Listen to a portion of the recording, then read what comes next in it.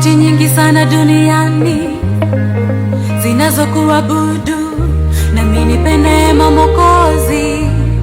Sikia sauti yangu ninavyokupa heshima na maabudu. Sio kwamba ninapaa, ila naomba neema yako. Pokea maabudu Baba. Yesu moyo wangu nakuabudu. Haleluya, wewe ni mwema. Yesu moyo wangu nakuabudu. Haleluya, wewe ni mwema. Yesu moyo wangu nakuabudu. Haleluya, wewe ni mwema.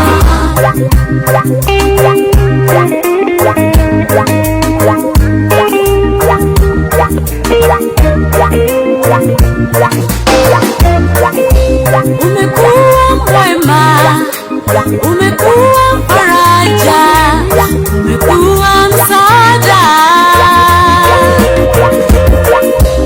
Umekuwa mwema, umekuwa faraja, umekuwa msaada. Uliniumba mimi kwa makusudi mema, ndiyo maana sitafariki ili nikuabudu. Uliniumba mimi kwa makusudi mema, ndiyo maana sitafariki ili nikuabudu. Yesu moyo wangu nakuabudu. Haleluya, wewe ni mwema. Yesu moyo wangu nakuabudu. Haleluya, wewe ni mwema. Yesu moyo wangu nakuabudu. Haleluya, wewe ni mwema. Hosanna, Hosanna, Hosanna, El Shaddai. Haleluya, Hosanna, wewe ni Bwana. Hosanna, ninakupenda. Hosanna, El Shaddai. Umetukuka. Hosanna, uabudiwe. Hosanna, milele yote. Hosanna, El Shaddai. Wewe ni Bwana. Hosanna, Bwana Bwana. Hosanna, wastahili. Hosanna, El Shaddai.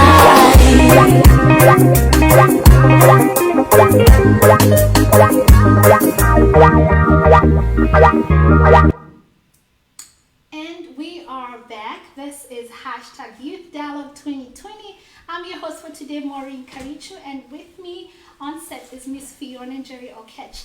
She is a young 19-year-old lady, and she's also the youth director of African Young Dreamers Empowerment Program International.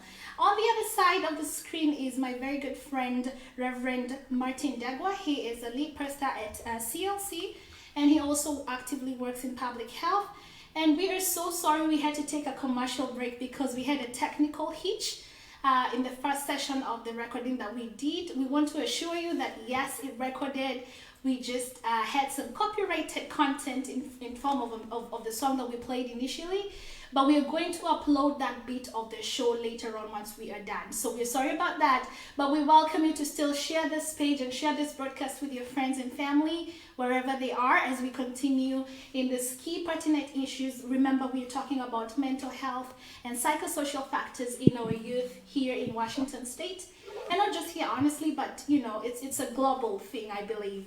And this is actually a panel or a show that was put together by IDEPI, African Young Dreamers Empowerment Program, in conjunction with Immigrant Guide here in Washington, Seattle. We are coming live to you from Federal Way, Washington, Seattle. And before we went off air, we were speaking to Miss Okech, who was taking us through what her journey was like growing up. And that was after Reverend Martin Dagwa talked about the different family dynamics that actually affect children when growing up and become a cofactor in the way that they are brought up and the way they are socially integrated into society. So, Mr. Ketch, we'll come back to you and just continue off from where you left as you were taking us through, yes, the kind of living situation that you were in. Okay. So, when I was young, I lived in a pretty much violent home. Yes. Especially with my dad.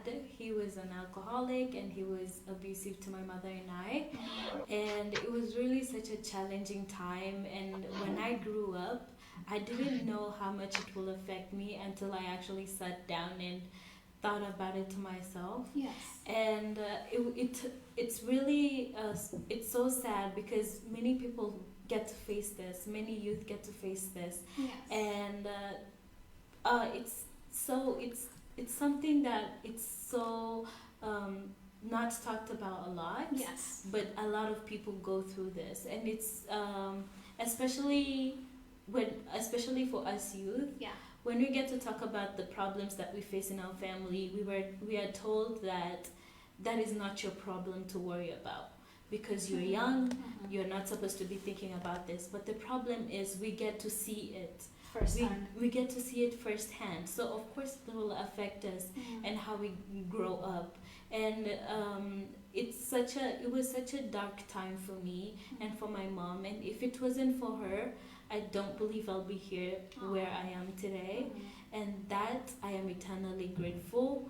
But when we get to see how like our family dynamics get to affect the youth, it pretty much really like affects us the most because we experience it firsthand, and that should matter. Wow. First of all, my heart goes out to you. It's definitely not something easy to experience growing up. And I know this is the reality to so many other young people out there. And I know it affects you differently, especially when you grow up. And I'm so grateful to your mom and every other, single mom out there who chooses their child and who chooses to walk out of an abusive relationship or an abusive marriage for that case. Because definitely it plays a key role in the way kids and young people are acculturated to the society. Reverend Martin, if I can just come back to you at this point, you've had it's just amazing that it was like preempting the question to you because we've heard firsthand from Miss Fiona what she went through. What in your professional opinion, how can we help these young people who experience that and probably they're already suffering from post-traumatic stress? One thing I would say is that, first of all, I'm sorry for your experience. Nobody deserves to go through that kind of an atmosphere, environment. I also want to state that there is no standard for trauma. Yes.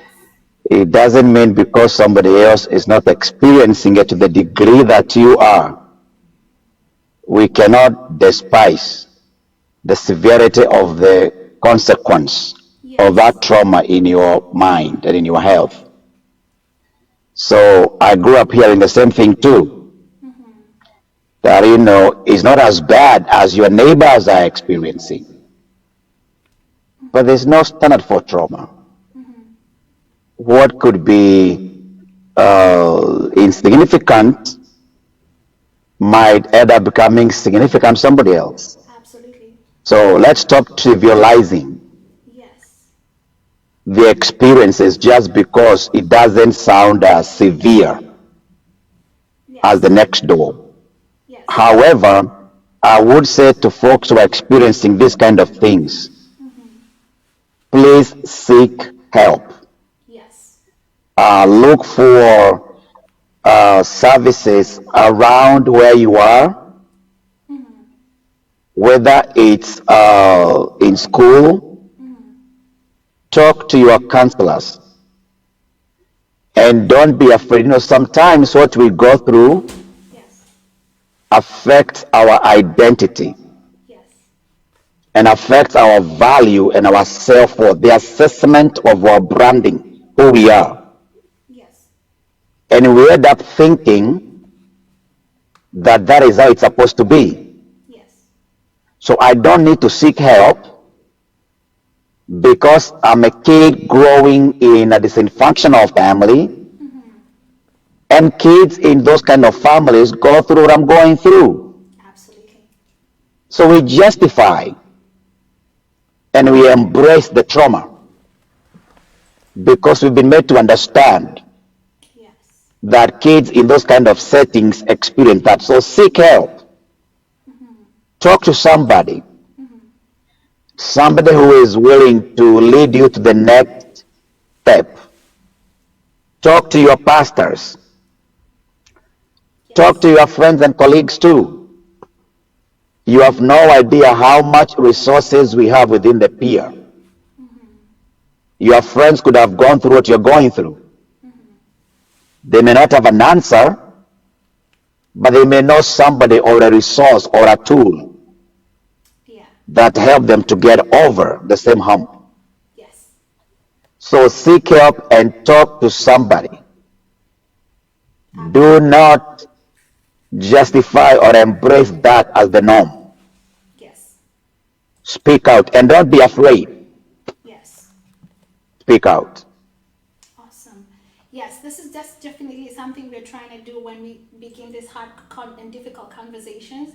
What we're trying to do is just eradicate the system of silence, because silence is a monster that mostly many abusers use to actually make you feel inferior and make you suffer in silence.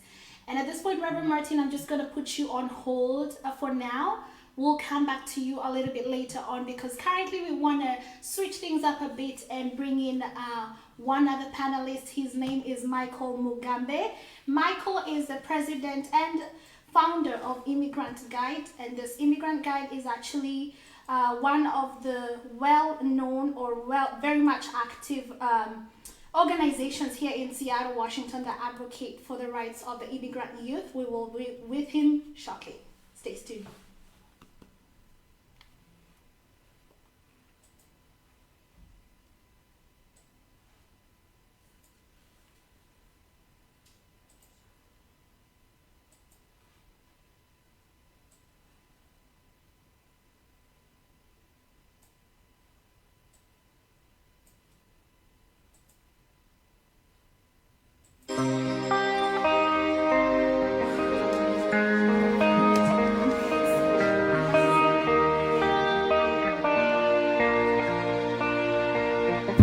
Sauti nyingi sana duniani zinazokuabudu, nami nipe neema Mwokozi.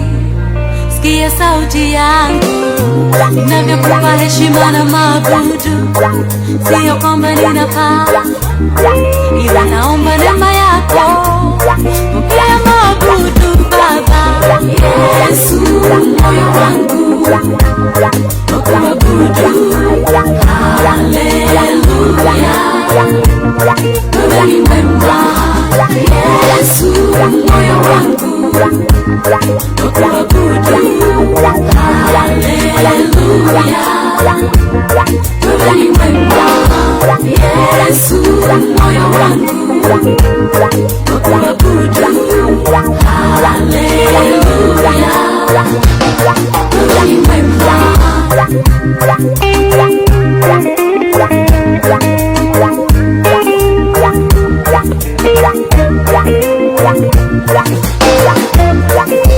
Umekuwa mwema, umekuwa faraja, umekuwa msaada. Umekuwa mwema, umekuwa faraja, umekuwa msaada. Uliniumba mimi kwa makusudi mema, ndiyo maana sijafariki ili nikuabudu. Uliniumba mimi kwa makusudi mema, ndiyo maana sijafariki ili nikuabudu.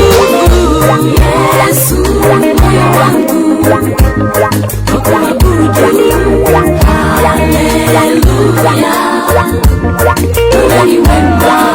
Yesu moyo wangu nakuabudu. Haleluya, wewe ni mwema. Yesu moyo wangu nakuabudu. Haleluya, wewe ni mwema.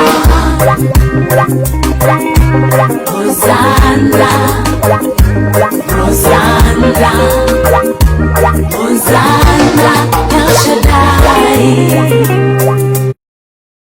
Hosanna, wewe ni Bwana. Hosanna, ninakupenda. Hosanna, El Shaddai. Umetukuka. Hosanna, uabudiwe. Hosanna, milele yote. Hosanna, El Shaddai. Wewe ni Bwana. Hosanna, Bwana Bwana. Hosanna, wastahili. Hosanna, El Shaddai.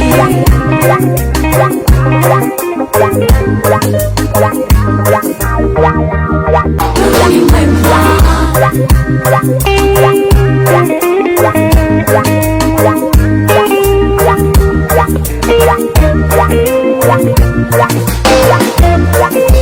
Umekuwa mwema, umekuwa faraja, umekuwa msaada. Umekuwa mwema, umekuwa faraja, umekuwa msaada. Uliniumba mimi kwa makusudi mema, ndiyo maana sitafariki ili nikuabudu. Uliniumba mimi kwa makusudi mema, ndiyo maana sitafariki ili nikuabudu. Yesu moyo wangu nakuabudu. Haleluya, wewe ni mwema. Yesu moyo wangu nakuabudu. Haleluya, wewe ni mwema. Yesu moyo wangu nakuabudu. Haleluya, wewe ni mwema.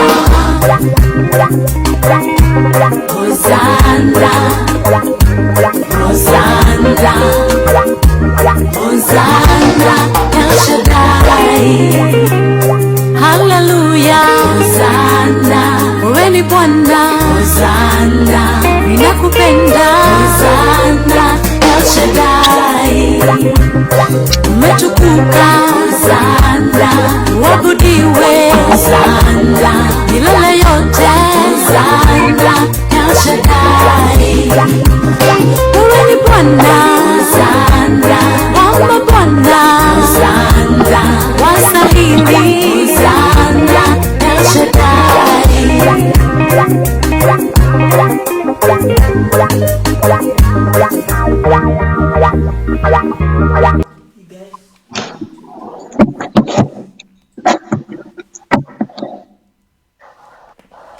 Welcome back to our show. Remember, this is #Youth Dialogue 2020. This is a dialogue that is a partnership between African Young Dreamers Empowerment Program, IDEPI, and Immigrant Guide. And right now, we took a short break because we needed to bring in the second panelist, who's an expert in this field. We have Michael Mugambe with us on the other side of the screen, and we also have Miss Fiona Akech on my right here. Mr. Michael, welcome on set. Oh, thank you. It is such an honor to have you on set, sir. I know we've encountered a lot of technical hitches from when this whole thing began. But, you know, sometimes technology is what it is, and we just have to weather the storm and keep on doing it for the sake of our calling and what is most important to us. So I'm just going to jump right into you, Mr. Michael. And as a president and the CEO of Immigrant Guide, what really led you to starting this organization? Thank you, Maureen. And I greet each and everyone who's watching the show right now. I hope all of you are keeping safe. Absolutely. My name is Michael Mugambe. Just like Maureen introduced me, I'm the CEO and Executive Director of Immigrant Guide. The reason why we started Immigrant Guide is because of what at least everyone who has migrated from their home countries to this country have gone through.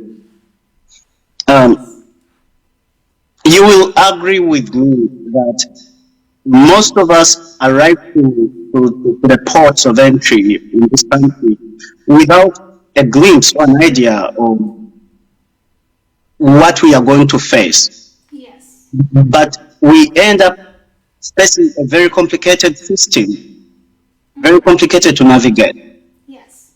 Immigrant Guide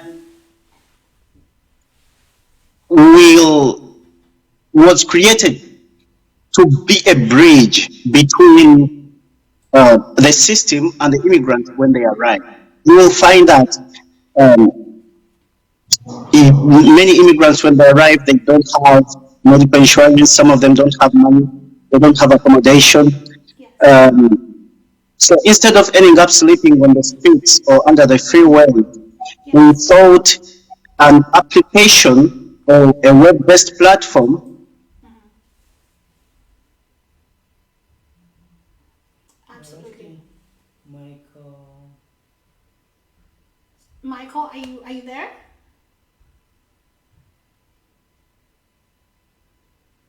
So that was Michael Mugambe. We are trying to get him back online.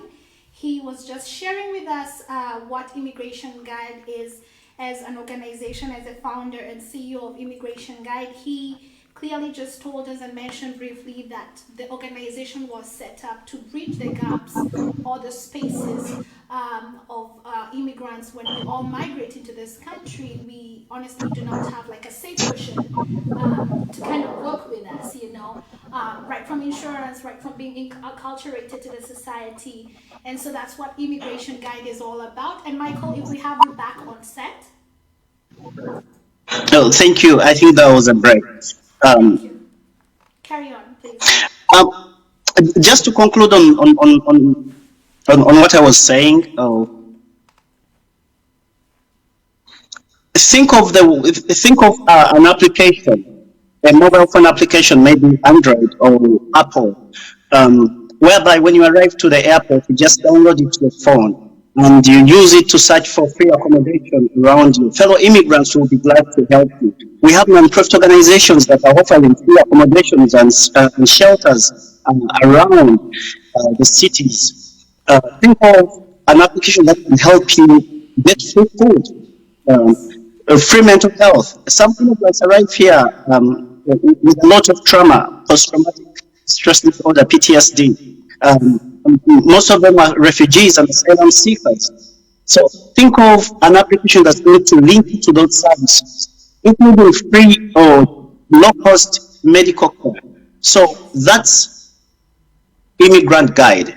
We are working with the community, and the most important part about this, the community is building the application. It's not us, it's not me, Wow. but the community.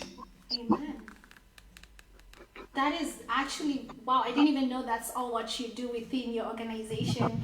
And honestly speaking, this is a very unique program that is in its own capacity. And I want to applaud you and congratulate you for such a powerful platform.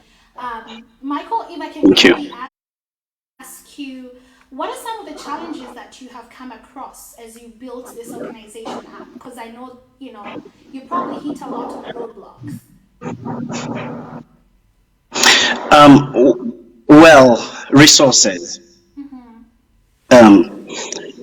Very few people understand this concept. Okay. Unless you explain it to an immigrant who has gone through the same experience, Yes. it's hardly understood if you explain it to someone who hasn't been through that same experience. So we cannot access donation or grants Yes. just because folks don't understand it, and you cannot go to any grant board and just tell them, hey, we have this thing, it's going to be working like this. Until they get to see how it works, you cannot access resources. That's number one. Two, it's the manpower. Right now, we are at a level of building the community resources. That's why I told you it's built by the community. We are looking for volunteers everywhere around the world. We are recruiting them to give us the resources they use. Because the immigrants know where they go when they need mental health. So we want them to share these resources with the community. So it's not easy to get volunteers who are willing to offer their time. Wow. Those are the main two challenges I can talk about. Awesome. Yeah, those are very key challenges that I can only imagine that you have been facing. But Michael, I'm just going to quickly jump into today's topic, which is basically on the Youth Dialogue 2020. Remember hashtag Youth Dialogue 2020, and you can go ahead and communicate with us. Let us know what you're thinking. If you have any questions or concerns, you can go ahead and text us live on 253-332-2146. Again, that's 253-332-2146. Back to you, Michael. On this dialogue, we have been talking about mental health and the psychosocial factors that affect our youth, you know. And I know that as for a fact, you work closely with the young immigrant youth in Seattle. Sir, what in your opinion would you say is the key challenge as far as culture goes when it comes to these young people and getting acculturated and getting the right mental health help that they need?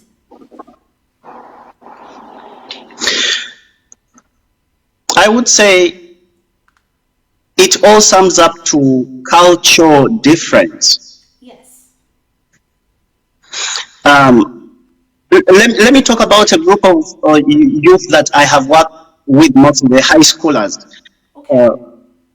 You will find they come from their countries with a lot of stress, probably, or stressing factors. Yes.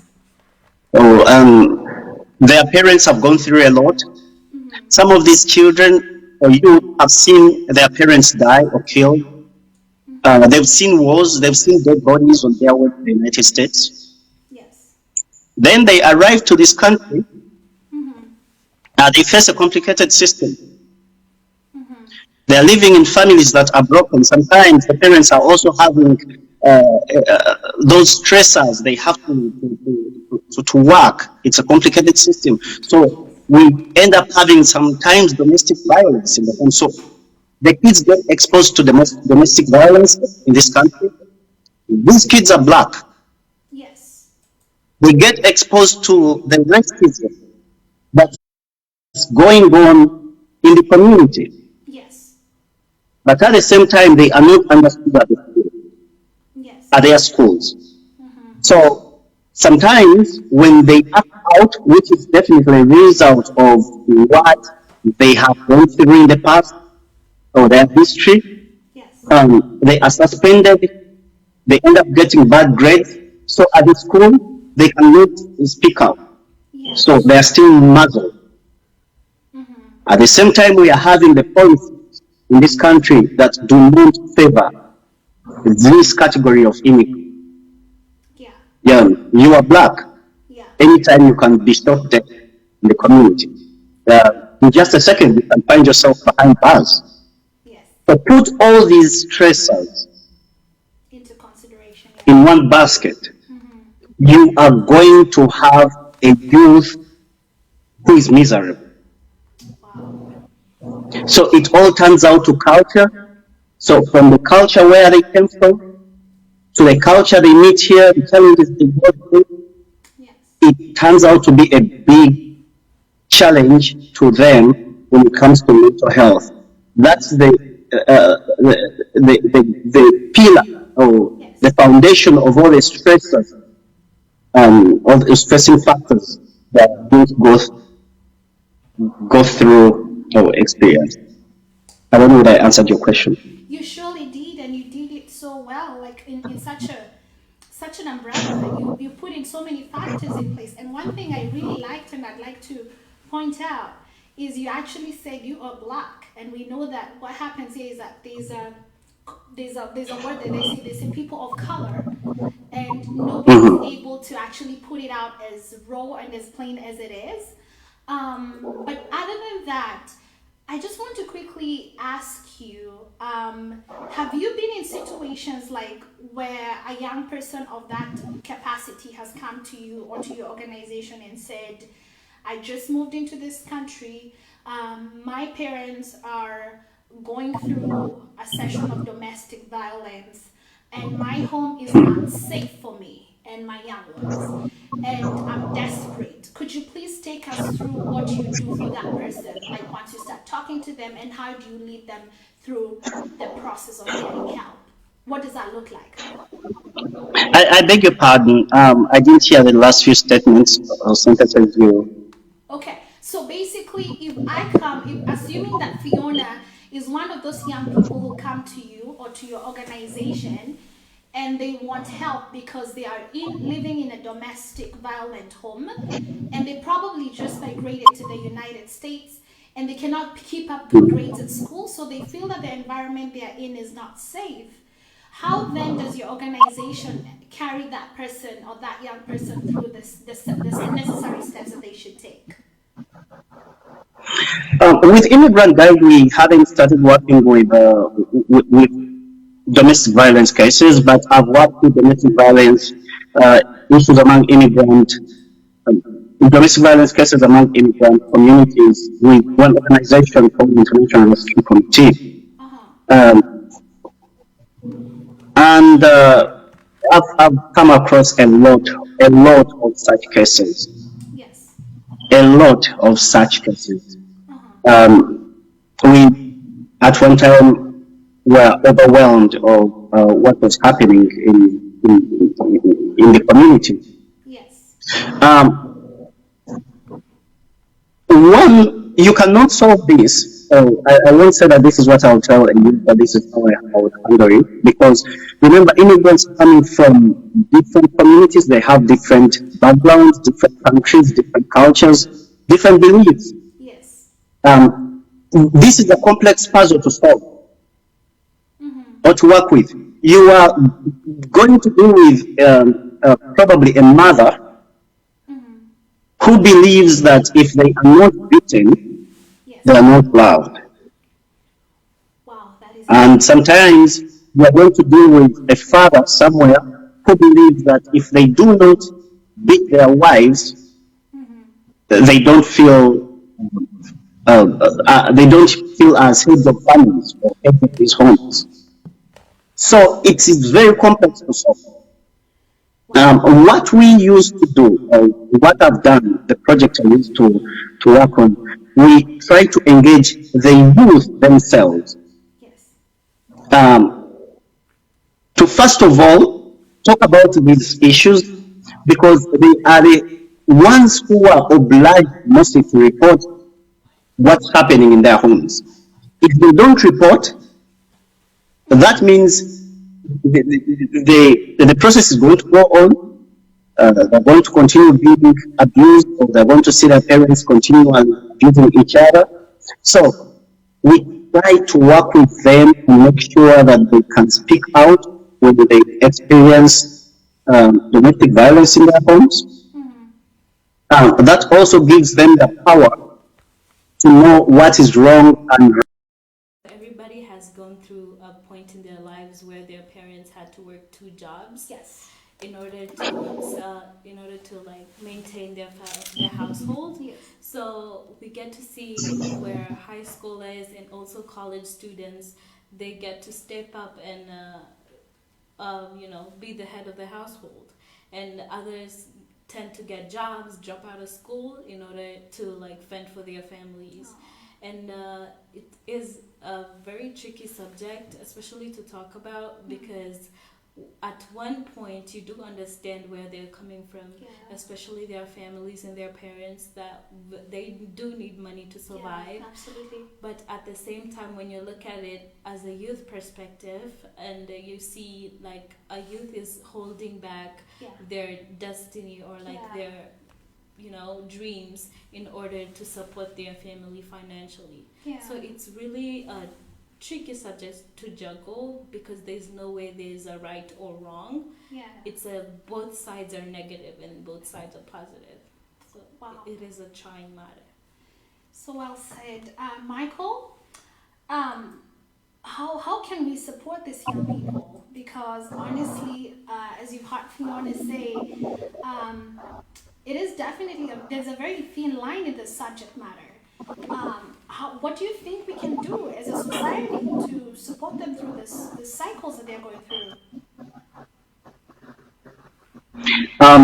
Maureen, I cannot hear you well. I'm so sorry. It's breaking a little bit. So I said, based on what Miss Fiona was just sharing with us right now, how best can we as a community support our young people who have to step up and be the adults in their home? Because on one hand, like she says, it's actually very needed because they're taking care of their family members, but on the other, they are holding back on their destinies.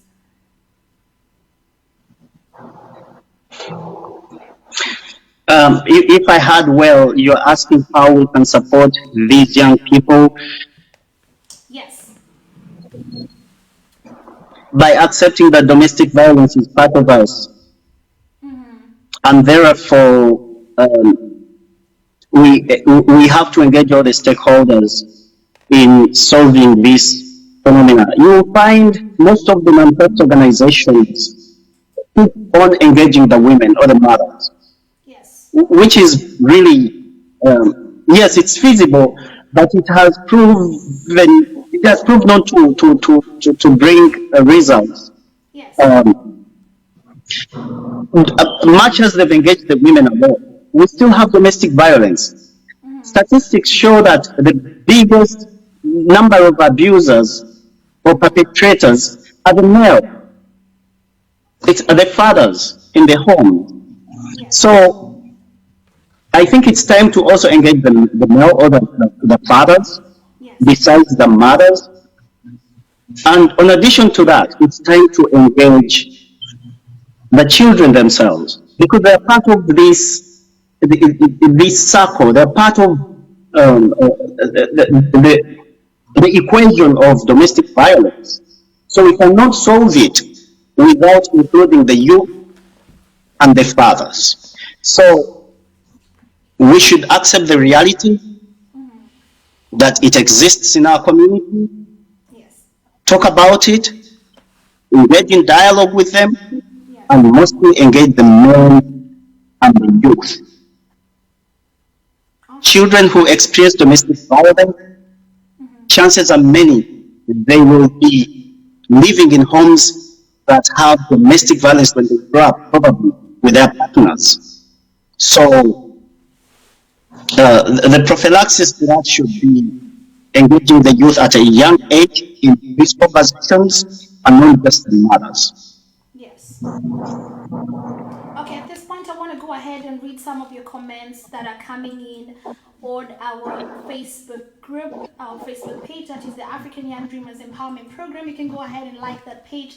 Please share this broadcast with your friends and your loved ones and the people in your social spaces. Thank you so much to everybody who's coming in live. I see Ruth Gekuhe here says, that's the way to go for our young dreamers. She's acknowledging the fact that our young dreamers are finally speaking up and speaking out about the issues that are really grappling our society, and that we are having these difficult conversations towards making sure that, you know, we become a better society. Thank you so much to everybody else who is coming in. We're still trying to work on our technical hitches. I believe now we should be good. And so, Michael, I want to come back to you real quick.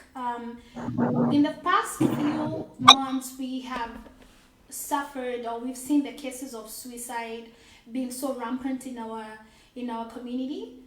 And I know that this is something we were talking about not too long ago, a few days ago or a few weeks ago. And you brought in something very, very profound on survivor's guilt. Would you please go ahead and actually elaborate on that? I request that you ask that question again. Okay, yes. So I'm asking that, recently we were talking about the aspect of survivor's guilt when it comes to mental health, where someone goes through the whole system of depression and they get help and they get better, but at some point, once they come back to the society, we do not receive them, okay? And so they end up relapsing. And you brought up a very important issue on survivor's guilt. Would you please go ahead and just elaborate a little bit more on that from a professional standpoint? Just to be clear, survivor guilt. Yes. Oh, thank you. Oh, yeah, that's a very, very important area to talk about in our communities. I'll just give you an example. Now I'm talking reality. We are having COVID-19. Yes. You will notice after end of COVID-19, Yes. we are going to have a lot of stigma to the survivors, those who've been probably those who've tested positive. Yes. That's going to cause some little pushback on these folks from the community. They're going to feel unworthy. Yes. They're going to feel discriminated. Yes. And they will not participate in daily activities as they've been before. Yes. This is reality, and it's something that we need to protect. Going back to the exact question, I gave you that example because it's live, it's happening, and that's what's going to happen after COVID-19 is defeated. But now going back to what immigrants go through, what causes folks to commit suicide and probably relapse, we have failed to understand what mental health is in our community. Yes. We have failed to acknowledge that it's part of us. When we go back to our culture, like I come from Uganda, talking about someone with mental health illness, we are talking about someone who cannot independently think, not knowing that even a mere depression is part of the mental health we are talking about. Yes. Or the stress, many people talk about, I'm stressed, but that's part of mental health. Yes. So the victims fail to get hard. They get to feel that they are not worthy to be part of the community. Even when they go through the mental illness successfully and recover, the community tends not to accept them Yes. as who they are. Yes. Actually, they tend sometimes to talk about them behind their backs. Yes. And this brings back these fragments. It's like they keep pressing the scars, and the victims end up relapsing. So they feel unaccepted, or less accepted, or less worthy, and we end up having suicide cases. Yes. And if the community doesn't accept and we openly talk about it, Yes. I'm sorry and I feel bad to say that we are still experiencing cases of suicide in our communities. Yes, absolutely. Wow, yes. We are definitely experiencing these issues over and over again, and I'm more than glad that we constantly are talking about them, or at least we are attempting to talk about them, because I strongly believe that this safe spaces is the only sure way that we can address most of these pertinent issues. At this point, I'm just going to continue on reading out some of your comments. Thank you so much to all the people that are coming in. Thank you, Anne Justine. Thank you, Mark Joroge, for coming in. Thank you, Cecilia, my colleague, for coming in. Pastor Martin, Simon Gata, we really are so appreciative. My coach, Arnold John, is here. Thank you so much. And then thank you so much, Apostle Joe Moneki says, great show, keep it up. We are so grateful that we are actually doing this today. Remember, this is hashtag Youth Dialogue 2020, where we're talking about mental health and the psychosocial factors that are affecting our community to date. We're definitely experiencing a lot of technical hitches with this transmission, but we are asking you to bear with us. You can always go back and watch this show in case you've experienced such long moments, and I'm sure it will be such a blessing to you. So we want to round up and just wrap up this show at this given time. And Miss Njeri, I just really want to thank you for being so amazing. It was your first time on set and you did so well. Thank you. Yes, I encourage you to continue on your path of greatness. Keep shining, keep being great. I wish you all the best with your studies and with your leadership roles across all dynamics. Just always remember that the stars are not even the limit for you. And as far as your mental eye, as far as your mind eye can see, so will you reach. And this does not only go to Miss Okech, but this is to you, every young person who is out there thinking that I cannot be great. This is to you too, that you can be great. Any last remarks to that person from your own perspective when you speak to your fellow young people? Okay, to my fellow young people, I believe this is our time to shine, and this is our time to take responsibility and be our leaders on ourselves. And it doesn't matter what you've gone through the past. What matters is what you're focused on and where you're headed. So never mind whatever you've gone through, that is okay. It's okay to feel down. It's okay to be sad, but just remember that is your past. It does not define you. Whatever defines you, it's what's ahead of you. So keep strong. Let us be leaders, and let us stand up for ourselves, speak up for ourselves, and we will all be good. Thank you. Awesome. At this point, I will go ahead and give a special vote of thanks to the people who've made this broadcast a success as it is. We've had a great team behind the scenes who've been helping us plan this thing out and plan it out from the beginning. But before I do that, Michael, are you still with us? Yes, I'm still here. I can hear you. Good. Would you please go ahead and give us some closing remarks? Any last words from you?